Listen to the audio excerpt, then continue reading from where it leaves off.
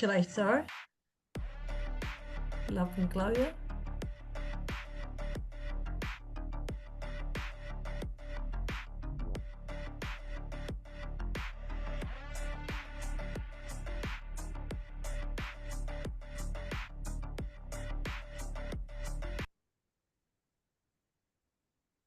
Okay. Good afternoon, everyone, and thank you so much for joining us today.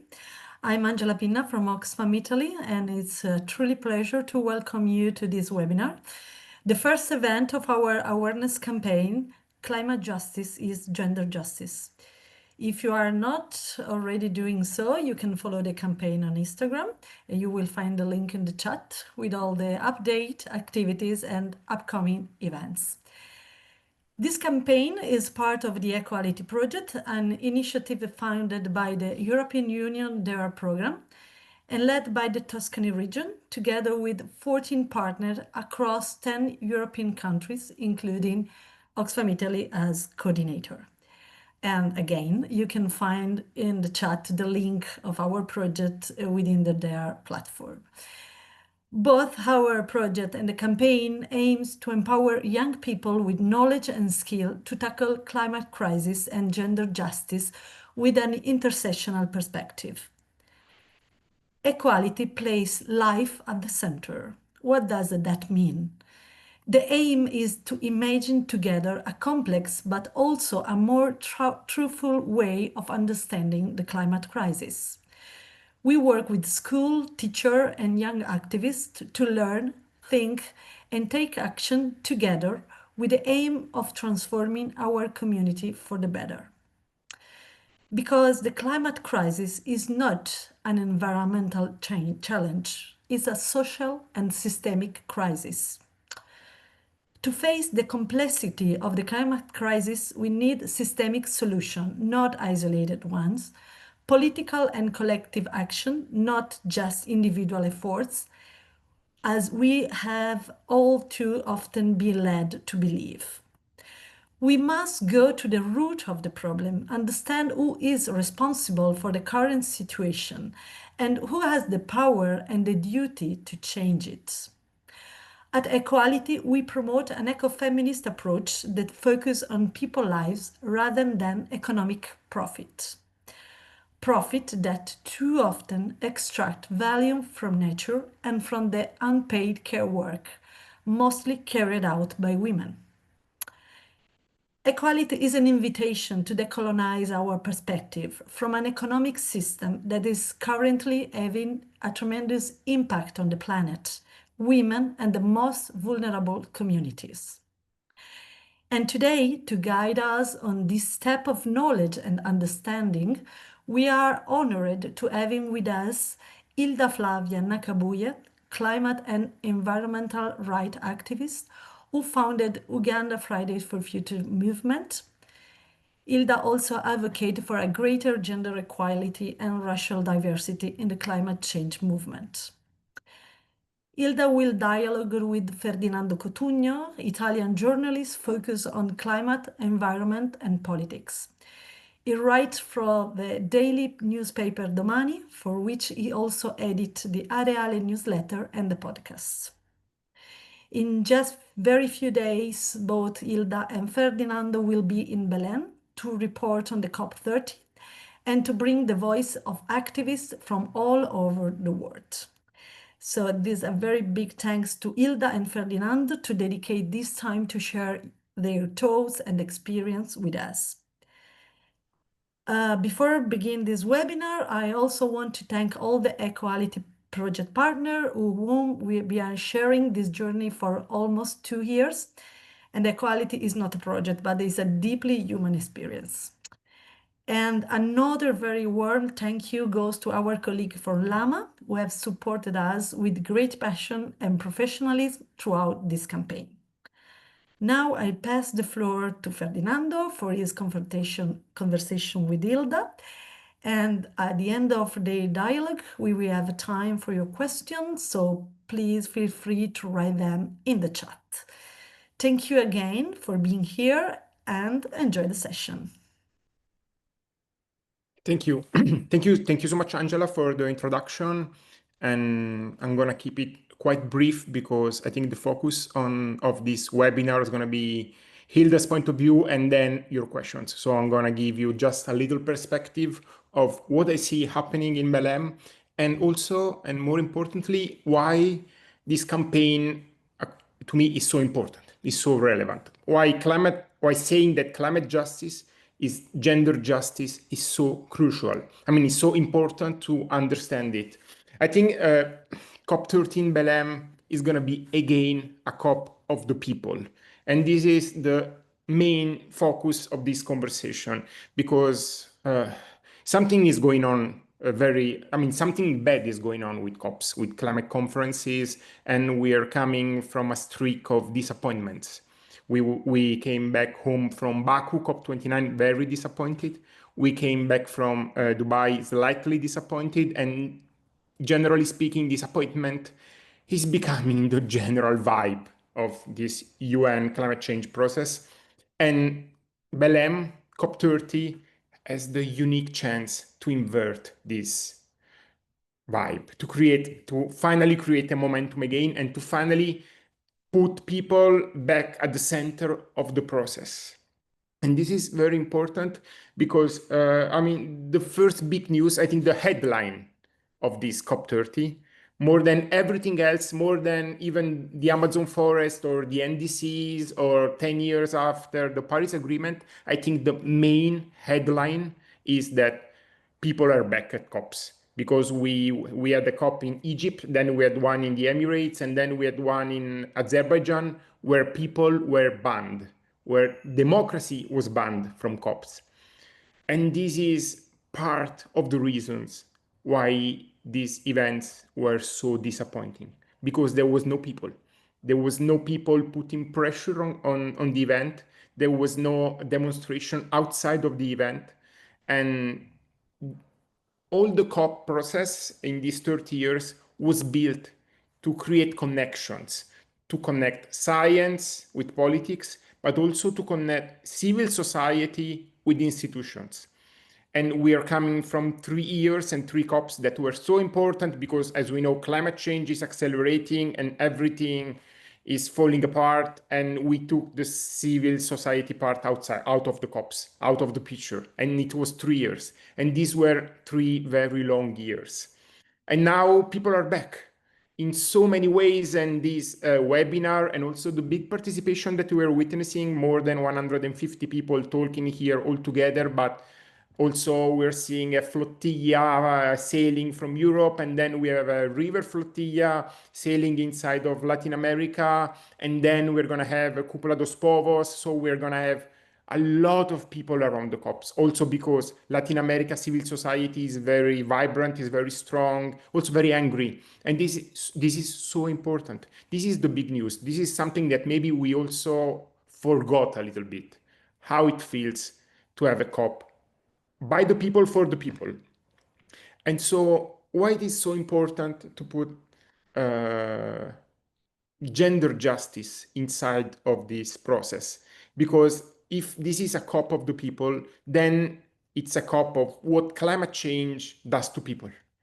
And so this is why we chose to focus on what climate change is doing to women.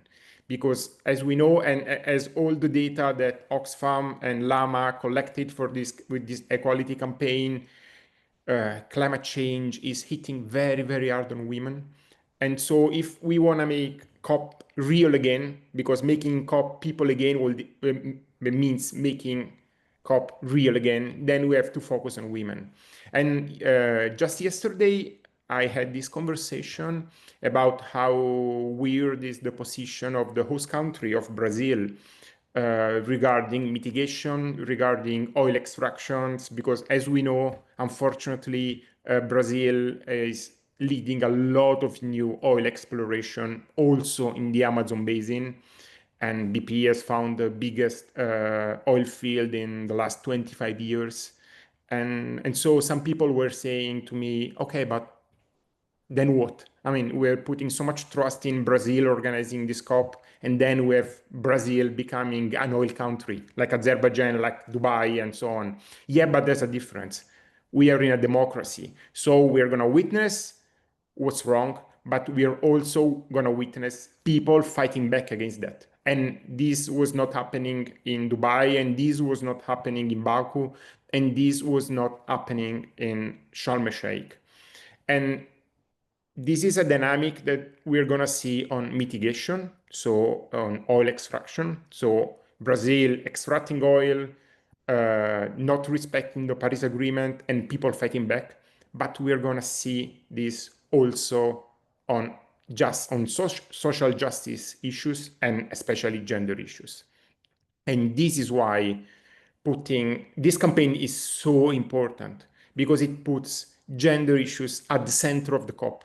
Because COP have become so political and so geopolitical in the last few years that we forgot what climate change is doing to people. And now, unfortunately, we are witnessing a disaster hurricane that's hitting right now Jamaica, the Melissa hurricane. That's one of the strongest of the last few years. It's a category 5 hurricane, and this is people issue. And as all the data that we collected and then that we are communicating on Instagram and on social media, women and children is going to be affected 14 times more by extreme events like Melissa, or like the ones that we have witnessed in the last few years, and the ones that we're going to witness in the next few years. So I think the mandate of COP30 is to make climate change relevant again. Because, I mean, the last year, with all the wars and the genocide and everything, so many things felt more relevant. And in a way, so many things were more relevant because they were happening in the moment and they were so painful and so big at scale. But climate change is also relevant as well. And we were forgetting. We were forgetting that as a human community, as humanity, as the country community, we are slowly forgetting about climate change. I think this is not happening at people's level. I think this is really happening at companies level and country level and finance level. Uh, all countries and finance and businesses were more focused on climate change, let's say 5 years ago, 4 years ago. And we had all these alliances, the finance alliance, the banking alliance, the companies alliance, and we had so much hype on the COP26 in Glasgow. And then all this momentum fade away because of the energy crisis, it fade away because of wars, it fade away because of inflections, it fade away because of Trump. But people were not forgetting about climate change. People are still witnessing it. And something that we always have to remember is that people wanting climate action are a huge majority all over the world. The problem, and this leads us to COP30, is that we are having a majority that feels like a minority. And so we are having the humanity, all of humanity, asking for more climate action, asking for more mitigation, asking for adaptation, asking for climate justice. But people feel powerless. People feel that this demand will not be met because countries and all the politics dynamics are forgetting about this. And there's only one time of the year when we can invert this process and put this demand back into the process, and is the UN Climate Change Conference. Because what is at stake at COP30 is two things. One is democracy, because what I'm talking about is democracy. So people wanting more climate action and people not receiving more climate action is a big democracy issue. So how do we put the global voice of this inside of the political process and all the dynamics and so on? This is the climate change conference. Also, when we're talking about relationships and interactions between democratic and non-democratic countries, which is what we always witness at COPs. The whole climate change conference process is a democratic process. It has to be, but it can only be if people can participate. And so people will participate at COP30 in numbers that we completely forgot, also despite the lack of accessibility of this COP30 conference, because this is a big problem. Maybe we're going to discuss a little bit later also with Hilda, but there's a big problem of inclusion, of prices, of an access barrier that's terrible.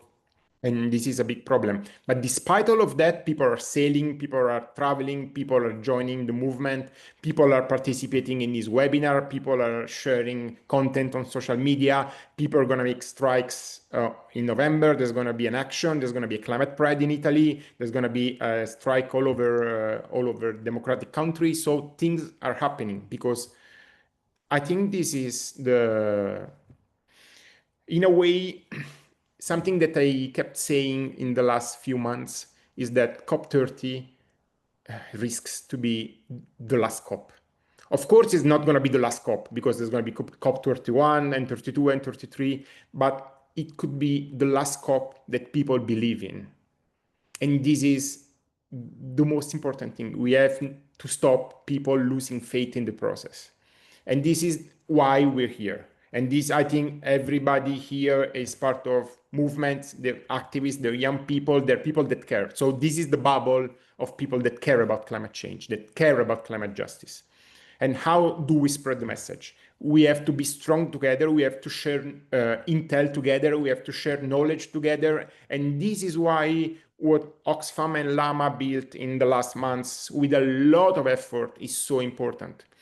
Because, okay, how do we turn this majority that feels like a minority again?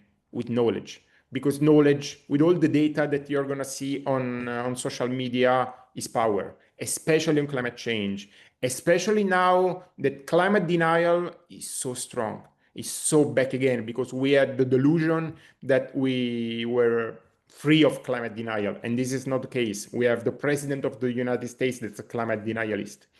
And so we need science back inside of the process. And I think that what people can do, what movements can do, what NGOs can do is protect the science. Because there's a lot of conversation of how can science be more political. Should be science political? And this is a very complex topic. But science itself doesn't have the tools to become political. What it takes to make science political, to make science able to defend itself, is us. Is us, the people, is us movements, is us activists, is we keep the knowledge that comes from science, because all the knowledge of the campaign comes from science, and we spread it. And we create meaning. We create political meaning out of scientific content, because science cannot be left alone. And this is a great danger. And I'm gonna close my introduction with the second thing that it has take, which is justice. And we left COP29 so disappointed because justice in Baku was destroyed. It was crushed because the amount of climate finance that was put on the table was so weak, so disappointing, that it started eroding and eventually destroying the trust between Global South and Global North. And Global South perspective is the only possible COP perspective. This is why we're here, and this is why we are gonna try to create a movement that's not Global North with Global South. That's a global movement with a Global South perspective that is central. And there's no discussion about it, because climate change is a global issue, but with different responsibilities. So we people from the Global North created this mess. And so we have the responsibility, the political responsibility, to make Global South perspective the only perspective. And this is why now, I'm going to jump into the second part of this webinar, introducing my conversation with Hilda Flavia Nakabuye, and I'm going to ask her, I'm going to welcome her, I thank her to be part of this conversation. And now maybe ask Hilda to introduce herself and her activism a little bit, and so to make us a short keynote, and then we're gonna move on with the question. I'm gonna ask maybe one question just to break the ice, and then it's gonna be all yours.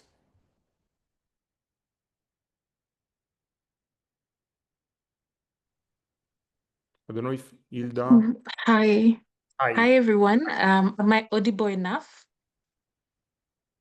Hi. Okay, great. Sorry if you can't hear me. I've not had dinner yet. It's 8:30 p.m. in Uganda. But I am glad to be here. So maybe just Ferdinando, should I move on with the introductions and the presentation and it? Okay. Yeah, feel free to start your presentation. Thank you. Okay, thank you. So I will request to share my screen so that I don't bore you with my speeches.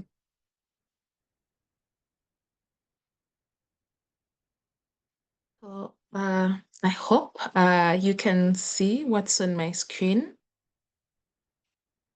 Yes. Yes, thank you. Okay, so I'll start with introducing myself.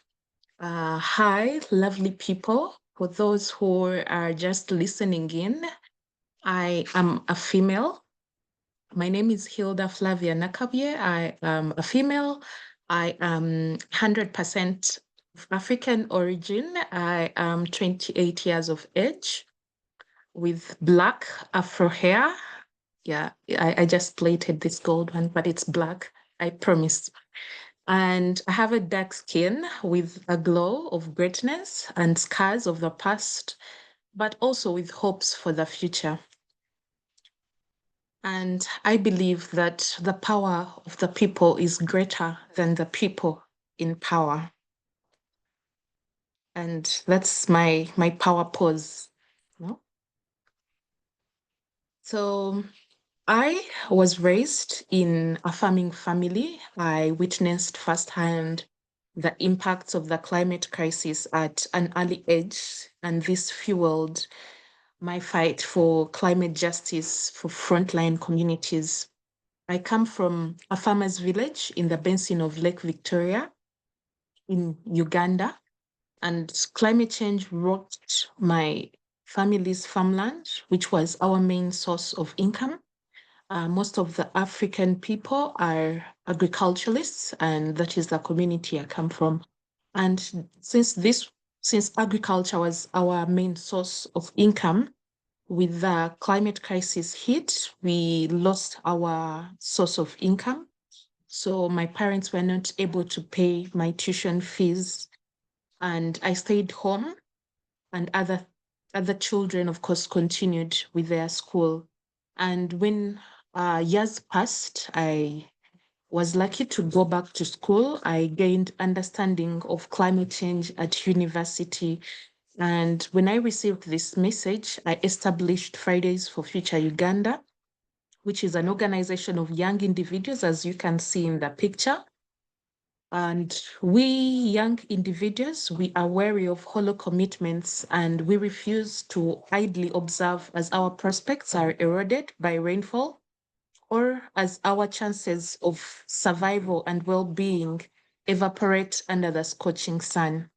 And as a climate activist, I advocate for greater gender equality and racial diversity in the climate change movement. So we march for climate justice on streets, or we create awareness in schools and public spaces. We clean water bodies and communities, as well as train fellow activists. And we also influence both policies, we influence policies on local and global level. So in that regard, I also lead global efforts, and some of the numbers that we have achieved are as below. 9 years of activism. For the past 9 years, I was dedicated to mobilizing Africa's largest youth movement with more than 56,000 young people across 102 schools, 5 universities, as well as 72 frontline communities. And together with Fridays for Future Uganda, we have also supported the startup of youth groups in countries like Tanzania, Sierra Leone, DRC, Sudan, Nigeria, Kenya, and the others. So that has been our reach. And in that regard, I also lead global efforts to challenge the fossil fuel industry, which has continuously threatened our existence. And as I speak, investors are clearing our forests for sugarcane plantations and oil transportation in the name of development.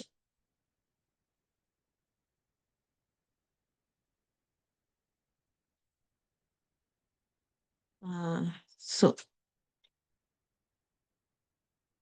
okay.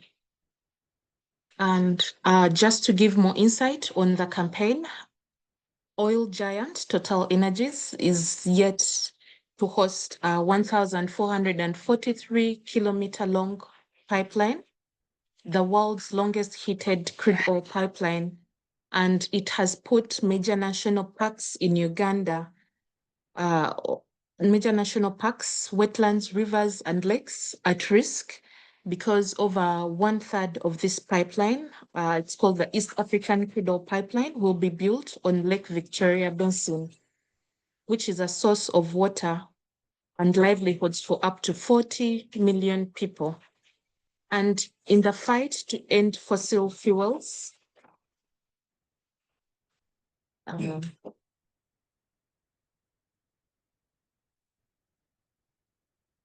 sorry.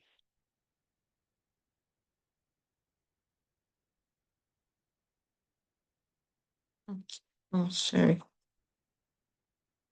Okay, here we are. Okay, so in the fight to end fossil fuels, I partnered with Oxfam so that we can hold polluters accountable for the havoc caused on our planet. Just a minute.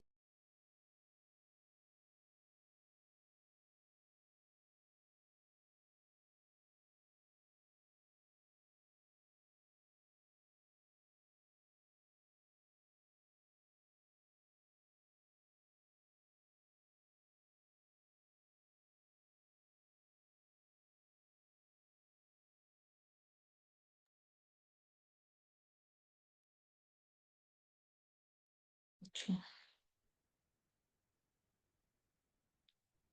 Okay, sorry about that. Am I audible? Okay, so as I was saying, in the fight to end fossil fuels, I partnered with Oxfam so that we can hold polluters accountable for the havoc that they have caused on our planet. And we do that through a campaign entitled Make Rich Polluters Pay. And through this work, we have mobilized over 700,000 signatures for an online petition. And with this petition, we present it to world leaders during Conference of Parties.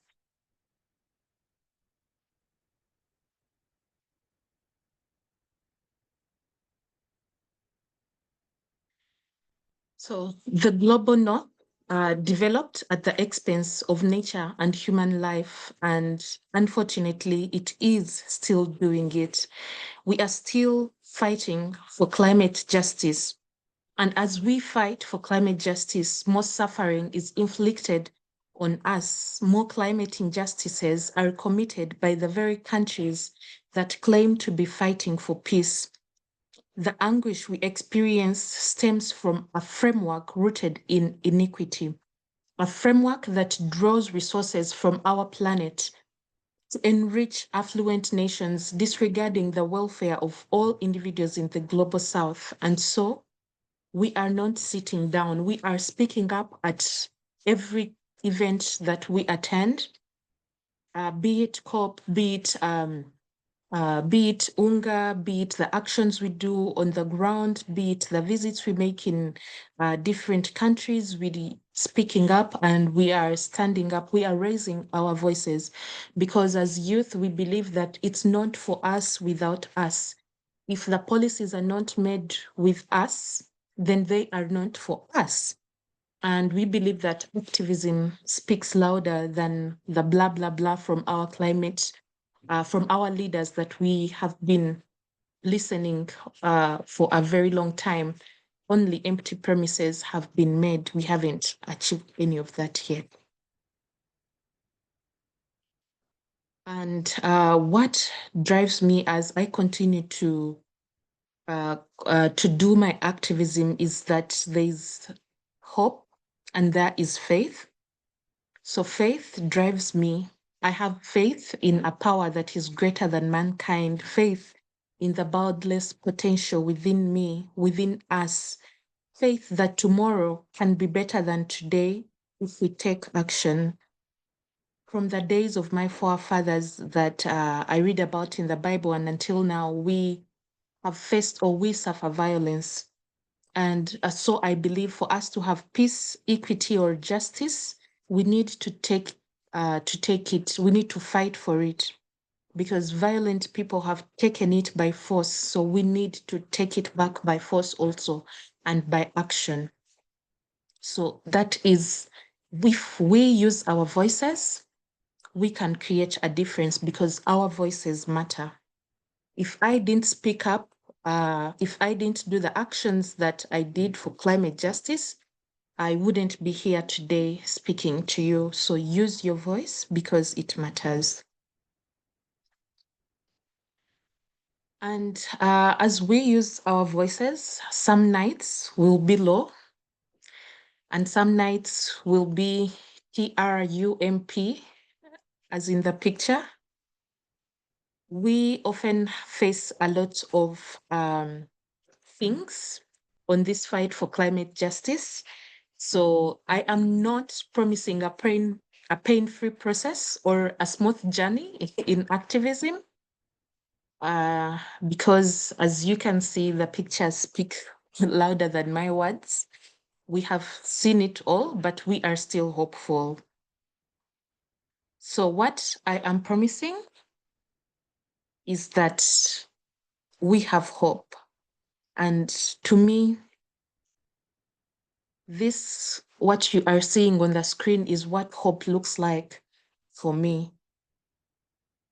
Having solidarity or standing in solidarity with activists around the globe, women taking on spaces at very influential meetings like COPs or Conference of Parties, because we are not given a seat at the table, so we create our own table with our seats as women leaders.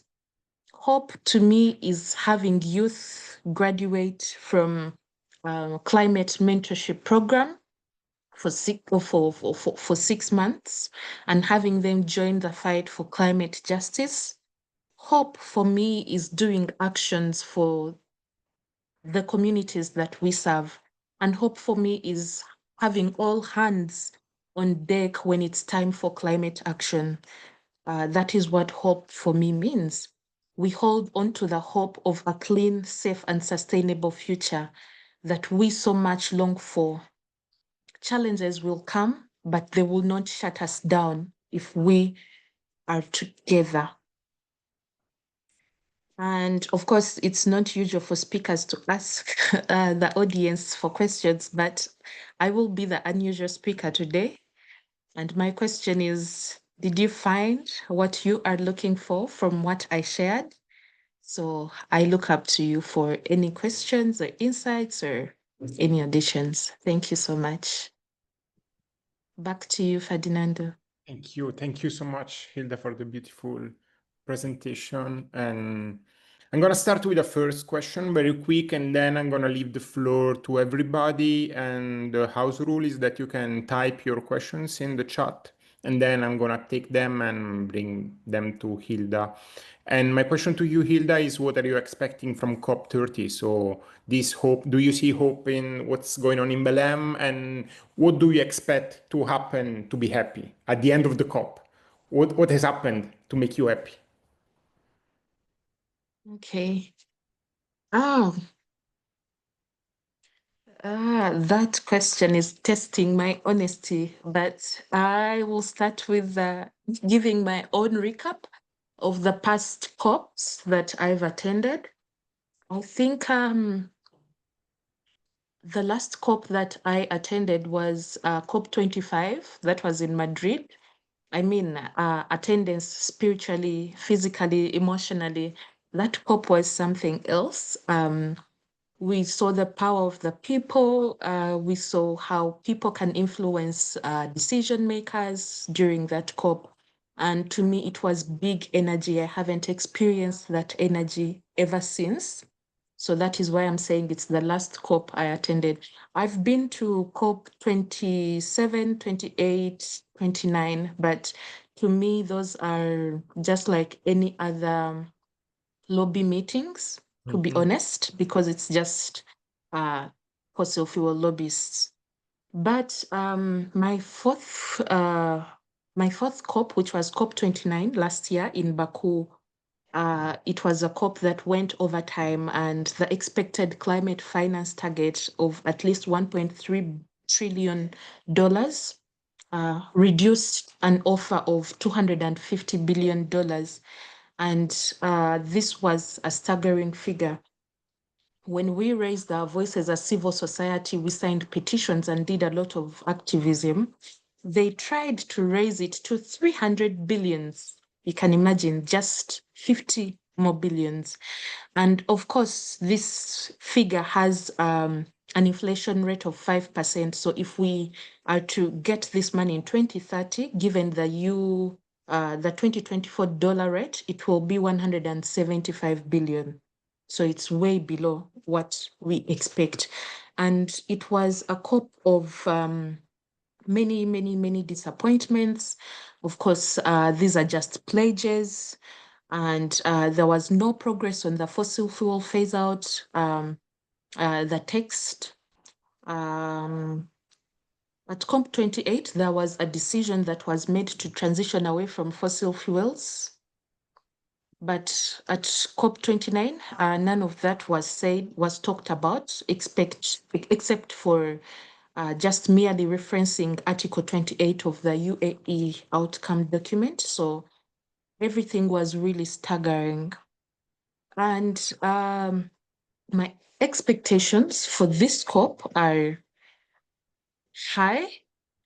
Given that it is an indigenous COP, I expect to have or to see a lot of indigenous power, a lot of indigenous people occupying the spaces, occupying the tables. But of course, I won't be shocked if this doesn't happen, because all these other previous COPs have really slapped us in the face.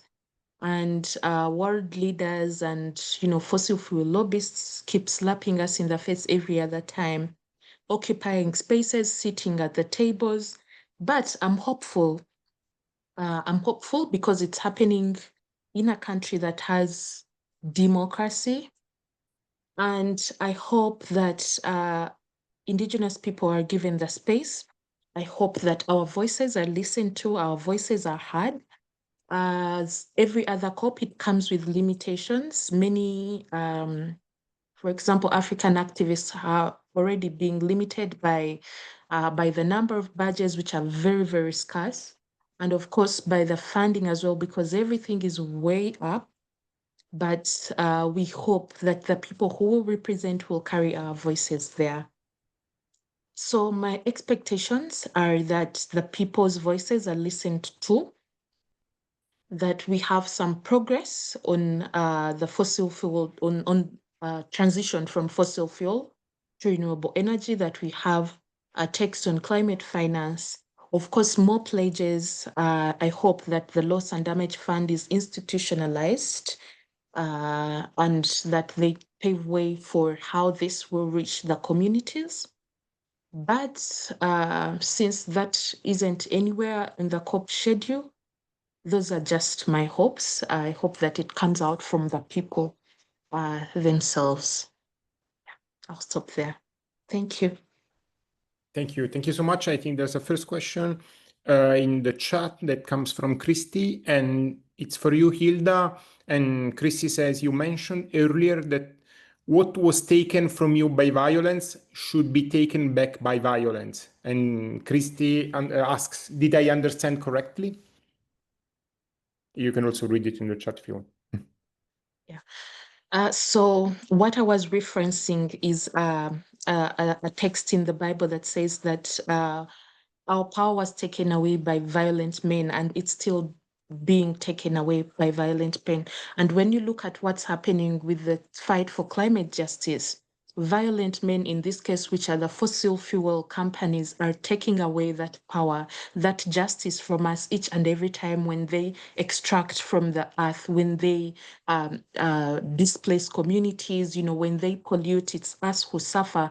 So they are fighting violently. We continue to speak. We continue to put out our voices, but we are not being heard. And violence, for me, what I mean by we should pay back by violence is us violently speaking up against these injustices, slapping it in their faces that we will not take this. We will not adhere to the extraction. We are tired of this pollution. This is what we want. These are our demands, and we put it out in their faces. We occupy spaces at meetings like COPs where we know that these people are participating. We close down their AGMs with our voices trying to demand what rightfully belongs to us. So that is what I mean by violence. We have to fight violently using our voices, using actions. That is the violence that I'm talking about, not the violence of spilling blood or, killing people. No, no, no. Yeah. Thank you for the clarification. And since I don't know if other questions are coming, I invite everybody to ask more questions, but I have another one for you that, I think that the phase out of fossil fuels that you were mentioning will not happen without conflict. And you mentioned ECOP, so the big infrastructure that also is really affecting Uganda. And can you give us a little bit of update of what's going on there on the ground? Because we heard a lot about it, I think 1 or 2 years ago, and it was being built and everything, and what's going on now, and how are the local movements reacting to it?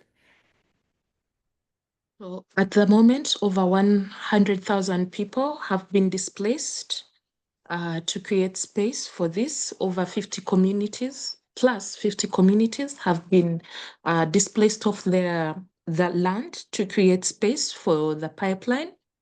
And the way where the pipeline is going to be constructed in Uganda is being created, like, machines excavating. I think that's the English word, I don't know, excavating to create the route for the pipeline. That is happening.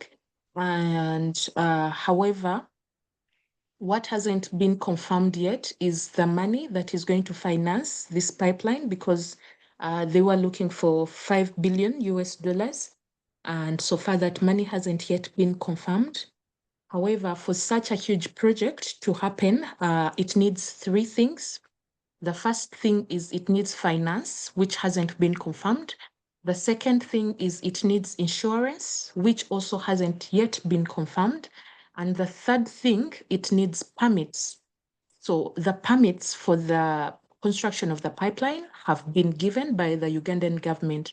But then the other 2 major things, which is finance and insurance, haven't yet been confirmed.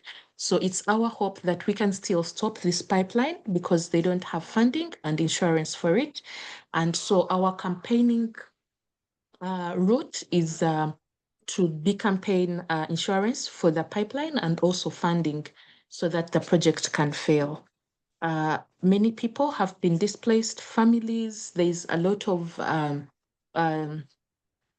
gender-based violence. There's a lot of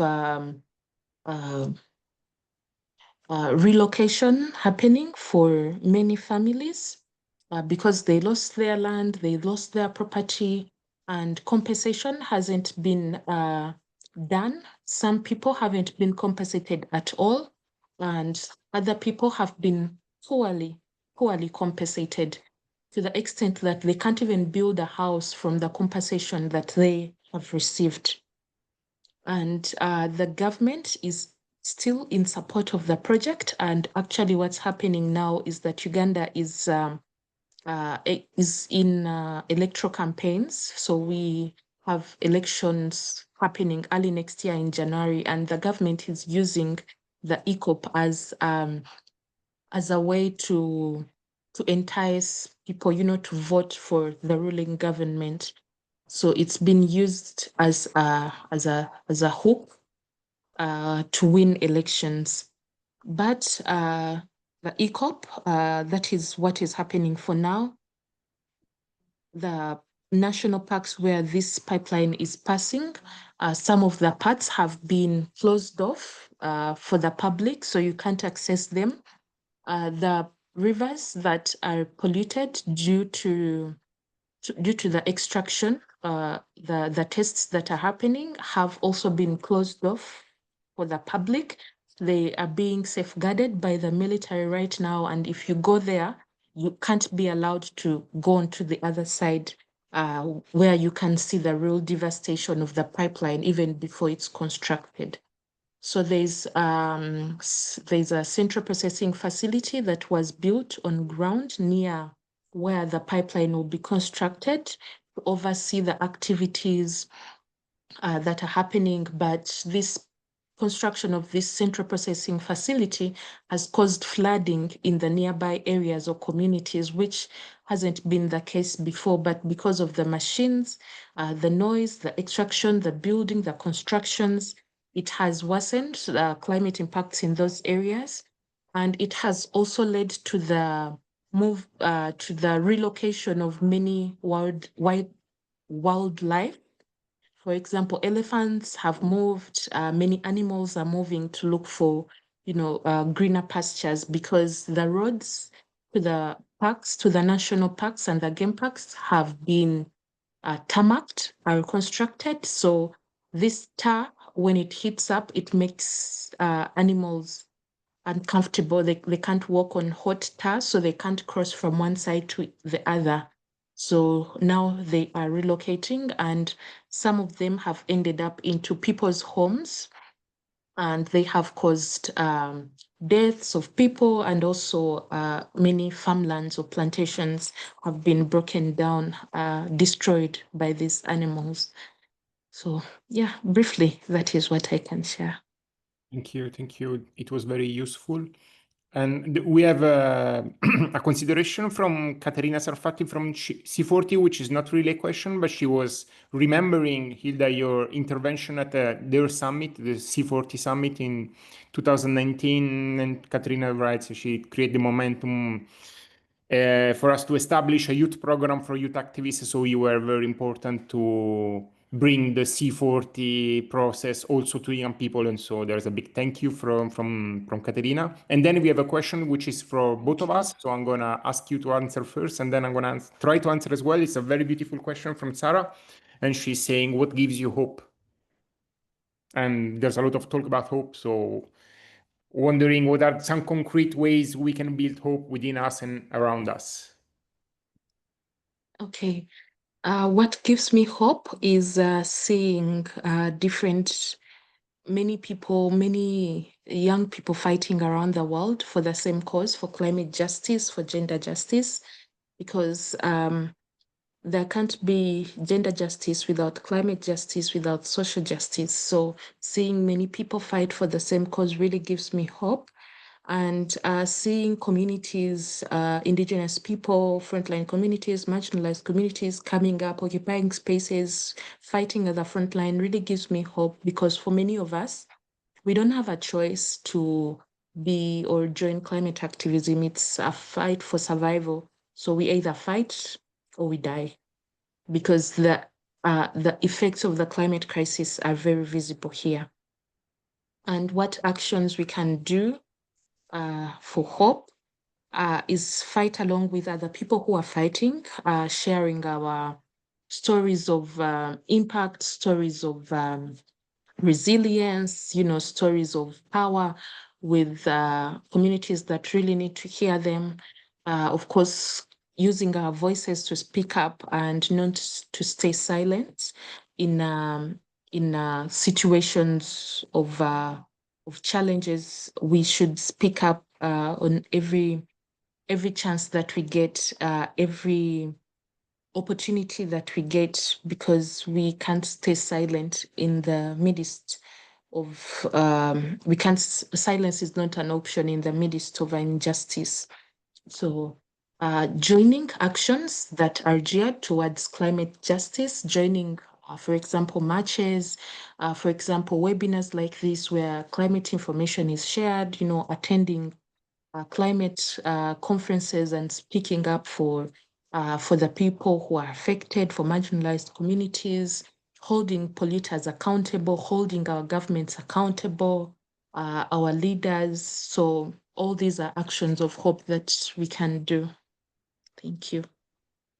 A lot of questions are coming, so my take on hope is going to be very short to let we talk more, take all the questions. And yeah, I mean, it's very similar to you, Hilda, is political participation. And I think we're going to see a lot of political participation around this COP with the Global South perspective. And the last big demonstration for climate change, I think it was around COP26. So it was a long time ago.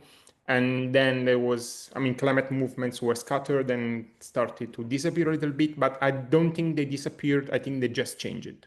And they just changed it, and they were waiting for something to happen to meet again and to be a critical mass again. And I think we're going to witness a lot of that in COP30. And I think we're going to witness how political pressure from outside the building can affect the building, what's inside of the UNFCCC building, and all the power dynamics that are inside. And so the three most recent COPs were really happened in the void. And when you create such a big event in a void, in a political void, then you see what happened like in Baku or all the other COPs that disappointed us, or the transitioning away that was forgotten, that was written and forgotten. But if we have people on the COP, then things are different, because COPs are as important as how much people believe they're important.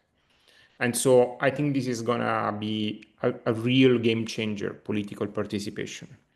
And so there's a question for you, Hilda, from Serena.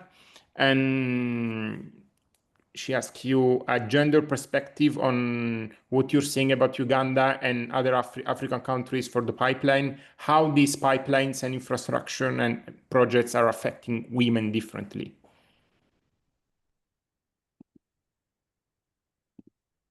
Okay, so I will share a story from the communities that we work with, the project affected persons.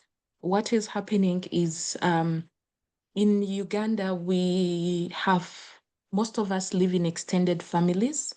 So when we have a house, it's very many people in the house.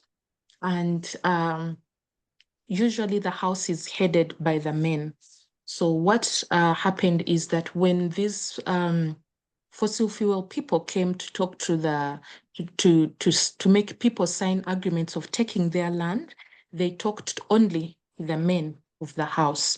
So other family members were not involved in the discussions, and some of them didn't even know about it. And many of the men were really not educated enough to understand what they were talking about. So they signed contracts thinking that they were going to get money, but then their resources were taken. And when this, some of the people that received compensation got the money, it's usually the men who were in the conversations that got the money. So when the men got the money, they just went away with the money. So that leaves women with to take care of all the family members that are around. So the children, the elderly, and everyone else. So what happens is women usually don't have a lot because they are not allowed to work in some communities. Sometimes they don't even own land, so they can't even provide much for the family. So they are left with the burden of taking care the rest of the family. And this has caused a lot of challenges for women because they have now to move long distances to, for example, look for water, look for housing because they are displaced. They have to take care of the family. Of course, with the rising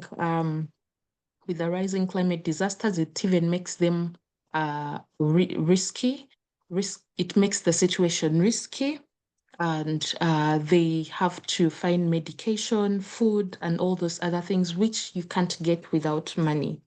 So it puts them in a position where they have to do cheap labor just to earn a small living, or they have to look for work which can't pay much. So work where they can earn a living, but also take care of the family, which is very hard.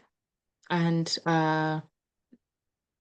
they have to find many of the jobs that they have is really farming in other people's farms, which you cannot do if you haven't been doing that before, and which you cannot do at the same time taking care of your family, because you have to walk long distances to those farms. So a lot more other problems, gender-based violence, where many women are hit or beaten by their husbands. They are left on the streets without anyone to take care of, where many of the women are dumped by their husbands or their families because they cannot play the same role they used to play when there was land. So those are some of the things that have been happening. In the meanwhile, a lot of questions came, and I'm gonna have to select a little bit because we should have ended now. We're gonna take 15 more minutes, so we're gonna try to get all them through, but I'm not sure about that, so I'm gonna pick something. And I think it's very interesting what Leonor is asking, and I think it's still for you, Hilda. Do you think politicians are weaponizing development aid that could help mitigate crisis in favor of securitization? How could we invert this weaponization of how climate aid is used in Global South? I think that is a case with very many aids that come to Africa and, of course, to other countries in the Global South. And it's the same thing with the carbon markets. These are tricks or, projects that are brought up by governments in developed countries just to keep them, or to find excuse for them to keep polluting. And some of these aids, yes, they are. And it's a weapon for distraction, because many countries fall for it because they need resources, they need funds for adaptation, for mitigation. So many of them see it as a gift or as a savior, but then it puts us into more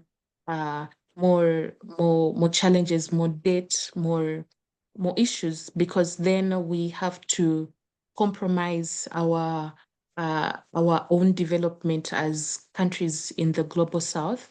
In most cases, it comes with demands like, you shouldn't speak up on this point, or you shouldn't, vote for this in global negotiations, or you should give us, this part of land, or you should be doing this project.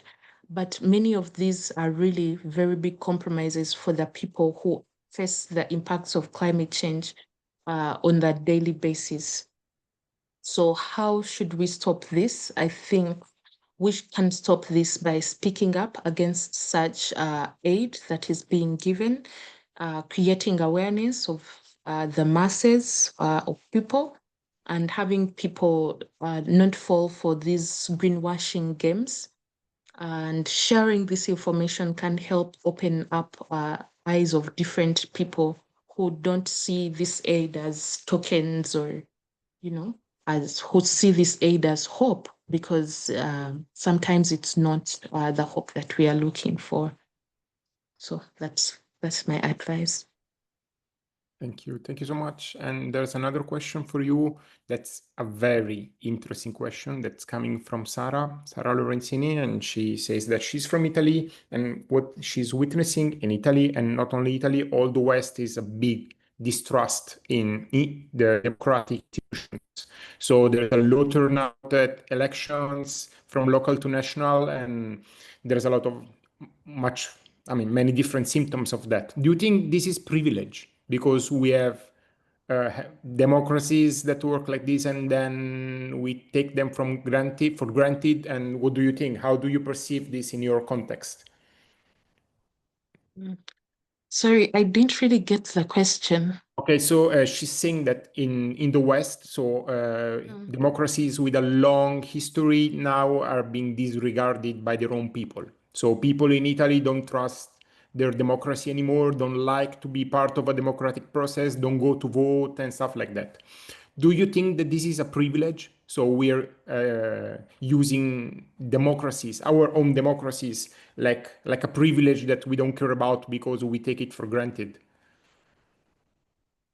Well, I think we are in the era where people are losing hope in leaders globally, and it's not only in Europe, it's also down here where I stay. And it's because that for so many years we've had so much hope in our leaders, but they keep letting us down. And this has been put in packages like democracy, like standing up for people and many things like that. But we have seen it. We don't see the impact of this, the positive impacts of this when it comes to the people. These promises are not being fulfilled by the leaders. So it makes many people question what really democracy is, because that is the card that leaders bring on the table when they want to win elections or, get more votes and more likes from the people. So if we don't see that that democracy is translating into real action on the ground, we lose hope. And that is what is happening. But like I mentioned, I always want to be hopeful because I believe that a sustainable future is achievable if we work together, if we fight together. So we should not keep quiet. We should not stop doing what is right, because sometimes when you are around foolish people, you are the one who feels the effect of foolishness. They don't feel it. So when you are in that position, you have to do the right thing and make things right. So we should do the right thing. If voting creates a difference, let's go and vote for the right people that we think will drive our agendas forward. If it's speaking up at events, let's go and speak up. We should play our role. We should play our part. Yeah. Okay, and Rebecca she's a sustainability consultant working with SMEs and incorporates to implement sustainability strategies. And her question is, what do you think are the best levers to re-engage these stakeholders, like businesses, like companies, in the sustainability discourse? Linking sustainability to long-term resilience, better efficiency and risk mitigation, or trying to tie negative social and environmental externalities to costs? I mean, what do you think is the best way to put businesses and companies and corporates back into the climate discourse? Well, for many years, we've been speaking about climate justice. Many people watch the effects of the climate crisis on their screens, in their fancy homes. Many CEOs, business owners know what's happening in the world. They see the havoc on social media. They see the floods, the droughts, the warm temperatures, or they even feel it. They feel the impacts of climate change, but still they act like they don't see, that they don't know what's going on. I feel like they know exactly what to do. They just look for excuses of producing more, staying, making profits, because that's really what matters to them. For years, as climate activists, we've demanded for justice. Even before I became a climate activist, many Indigenous people have been speaking up, have been demanding for change, have been demanding for business owners, multinational companies, fossil fuel companies to stop the extraction, to change. For example, Coca-Cola, I don't know how many strikes I've seen that are against the Coca-Cola company, very many. So you want to tell me that they don't know their impact, that they don't know that the plastic they cause is causing havoc in communities, or that it ends up in rivers? They know exactly what to do. They just find excuses to do what they do. They just want us to keep talking because we've told them for many, many years, but they are not walking the talk. So I believe that companies, businesses, they know their impact, they know their footprint. They should just level up because they have all this information. I'm gonna add a little bit on you, Hilda, that if they want to survive in the medium and long-term future, they have to take account of the climate crisis and the energy transition. And this is also in their own interests. I mean, there is not only morality at stake here for businesses and companies. There's also the question, do you want to be in the market and survive and your products thrive also in 20, 30, 40 years? Because the world is changing and transition is happening, and there's a lot of things going on in many businesses. And I see, I mean, the field that's more aware, the economic field that's more aware of climate change is insurance companies, because they see it very close. And so it depends on how long you take your gaze. And insurance companies cannot afford to ignore climate crisis because it's killing them right now. But there's more on the line. And so if companies are interested to survive in the future, they have to address climate change. It's in their own interest. I mean, even if they don't want to be moral companies, activist companies, brand activism, and so on, it's in their interest. And so I think this is, I mean, companies ignore climate change. I mean, no matter the field and the sector, are just killing themselves. It's ideology, and they're blinded by ideology. And this is especially true with finance, because investing in fossil fuels infrastructures, and we're seeing that ECOP itself has not secured yet finance and insurance, because it's risky, because the world is changing, transition is happening. And so ignoring that is something that you can only do at your own risk. So CEOs that ignore climate change, that deny climate change, are harming the planet, but they're also harming their own companies. And this is something that they really, I mean, this is the leverage. This is what I say to every company owner regardless of the field. If you care about your own company, you have to care about climate change. We're at the very, very, very end, and I'm gonna take one more final question about it's a nice one from Jacopo. Hilda, in your experience in Uganda, do you think bicycle can be a good tool to improve sustainable mobility together with inclusivity and gender justice? So bicycle, cycling, and so on. Do I think cycling can be a solution to achieve climate justice? Yeah. I think it depends on the landscape. For example, where I am from, we have very different geographical landscapes. Some do support cycling, but some don't. But also that comes with a question of, is your government able to provide good roads or transportation means that allow for cycling to happen? I've had a chance of visiting some European countries that call themselves developed, but don't even have bicycle lanes. And the government is adamant to provide those for the people, so it increases the risks of accidents. But since cycling has a very, very low carbon footprint, it will be a good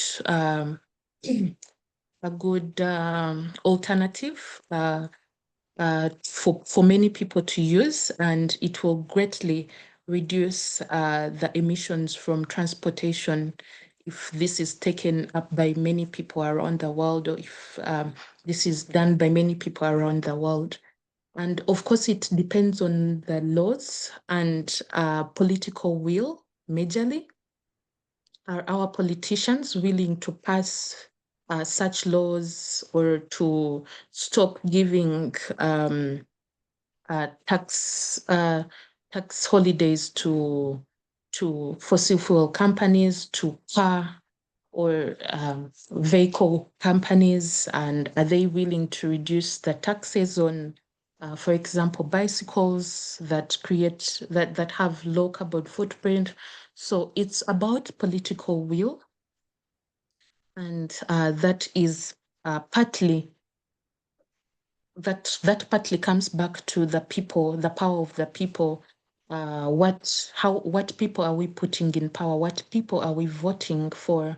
How the personal choices we make impact the broader country, the broader community, the broader movement. So yeah, that would be my suggestion. Thank you. Thank you so much. I think we can wrap it up, and I follow what ClimateJustice Gender Justice saying on the chat. So for Italian participants, feel free to join November 8th for this event that's for activist organization and decision makers. And we're going to discuss what's going on with climate activism in Italy. And thank you, everybody. So thank you, Hilda. Thank you, everybody. Ferdinando. Let me just wrap up this session on behalf of Lama Impresa Sociale. This is Claudia. Thank you so much to you, Ferdinando and Hilda, for joining this webinar. Thank you to all the participants who stay up until late, especially those based in Uganda. Thank you very much. It was great to see you all and see how much interest this topic has risen around Europe. This session was registered, so now let's just see how we can share with you all the registration of the webinar.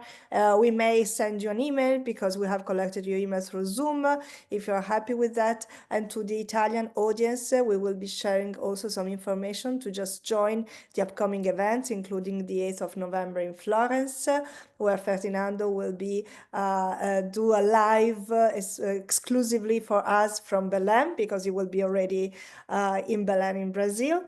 And it's a day full of workshop activities. It's going to be really a warm-up ahead of the 15th of November, the Global Activation Day taking place all around Europe, especially. And in Italy, there is the Climate Pride taking place on the Saturday, 15th of November. So follow the Instagram account of the campaign to keep up with the latest information, events, data, and all information about the European campaign.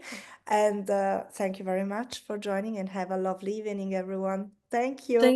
Thank you. Thank you all for your participation. Bye. Thank you, everybody. Bye. Thank you. Bye.